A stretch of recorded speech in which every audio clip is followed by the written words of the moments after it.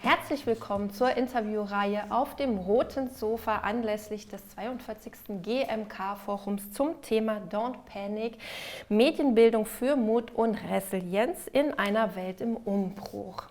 Neben mir sitzt Maria Leonida. Maria ist Filmpädagogin, Forscherin und Dokumentarfilmregisseurin, deren Filme auf Filmfestivals und in Fernsehsendungen in ganz Europa gezeigt wurden. Sie unterrichtet Digital Storytelling am American College Greece, absolvierte eine Ausbildung in Filmproduktion in London und Dänemark. Sie hat zudem einen BA in Geschichte und einen MA in Kunstgeschichte, ist also sehr kreativ, sehr vielseitig und sie ist zudem Co-Founder und Director von Karpos. Jetzt fange ich schon an, Englisch zu reden, weil wir nämlich gleich ins Englische switchen. Welcome, Maria Leonida. It's nice to meet you and to have you here for our interview.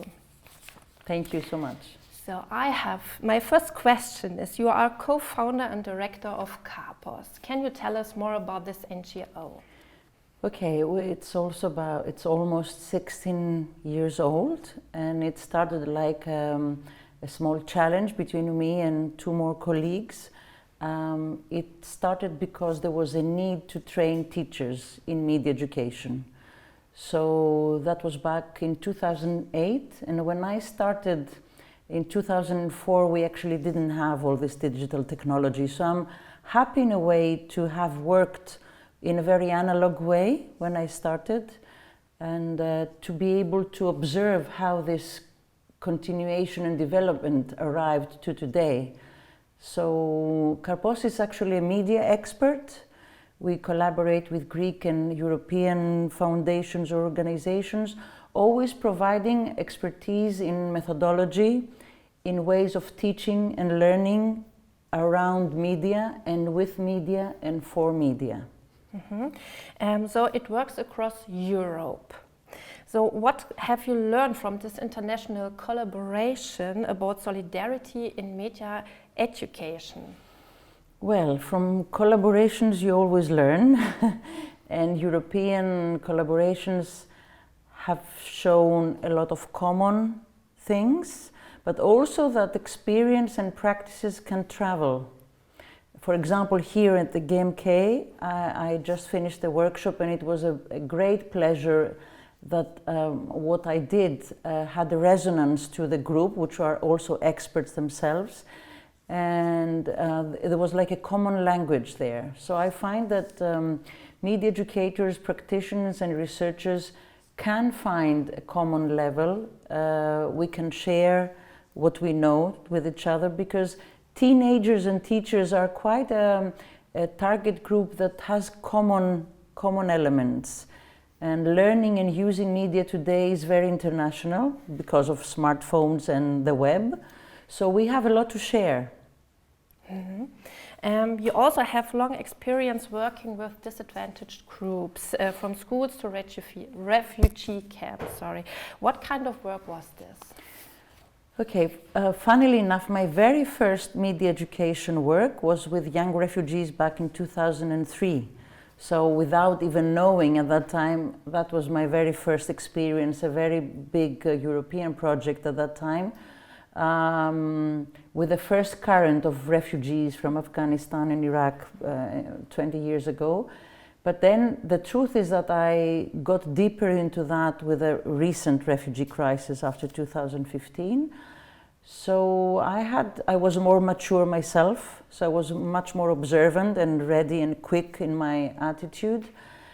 The work was a combination of photography workshops, video making workshops, also English and photography.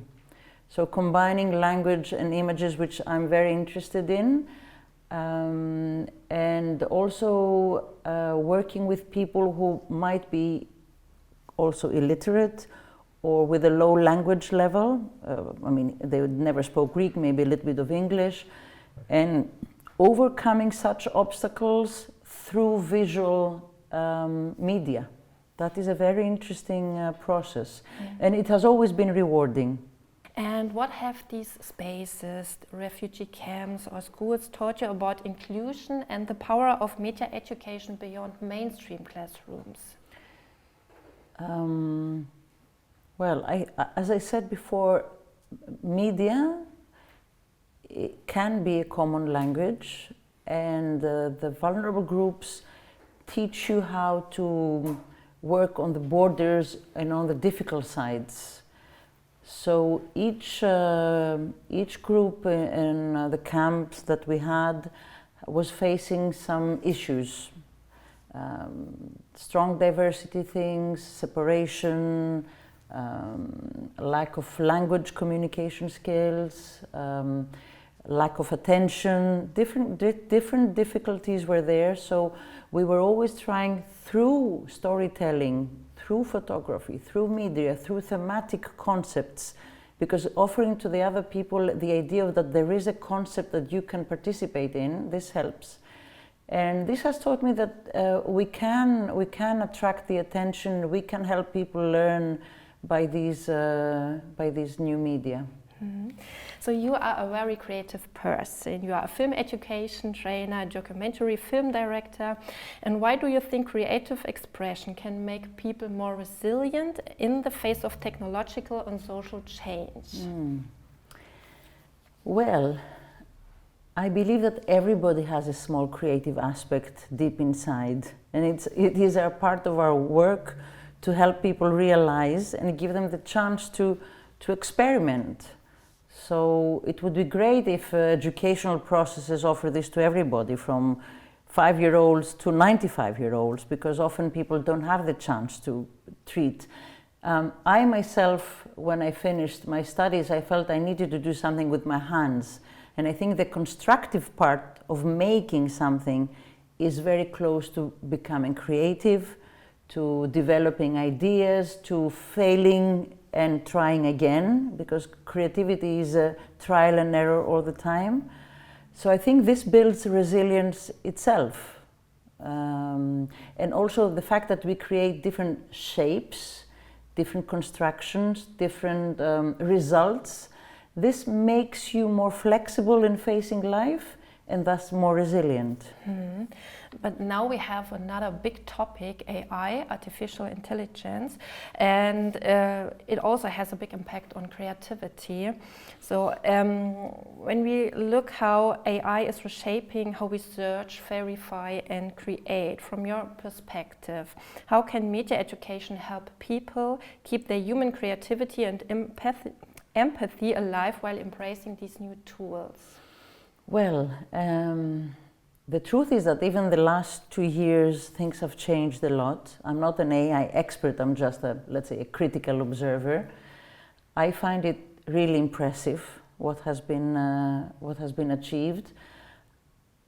I believe that if we concentrate on the results and on the context of why we're making something, then AI will probably be a very useful tool.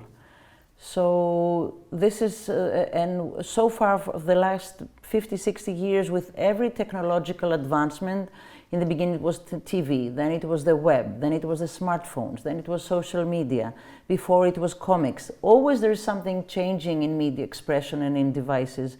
Of course now AI is really amazing in what it can manage, but I think we're still on top of it.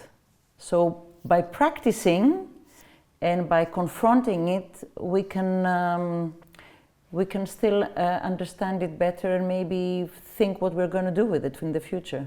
Mm-hmm. And when we are looking now into the future, what would you think, how will life will be in 10 years maybe? In terms of what? Of washing machines or AI? In terms of creativity, your work maybe? Okay. Well, nice question. Probably the web will be, we will not even think of the web. It will be all over the place without any delay, without any obstacle. It's true that younger people might not be so used to think and produce a lot of things by themselves if education doesn't help and families don't help. there is a small danger there, and I think everybody's already talking about it. I'm hoping that always there will be a higher level of demand and of results, that people will need to achieve things, and that things will not be just readily available because of a machine. Ja, thank you for your point of view and thank you for this interview. Jetzt switche ich kurz wieder ins Deutsche. Ja, ich hoffe, ihr habt da auch spannende Impulse mitgenommen. Ich fand es auf jeden Fall sehr interessant, wie doch auch im Bereich eben mit der Arbeit mit Jugendlichen und jungen Menschen doch viel bewegt werden kann und wünsche uns jetzt allen noch einen schönen Tag. Thank you very much. Thank you.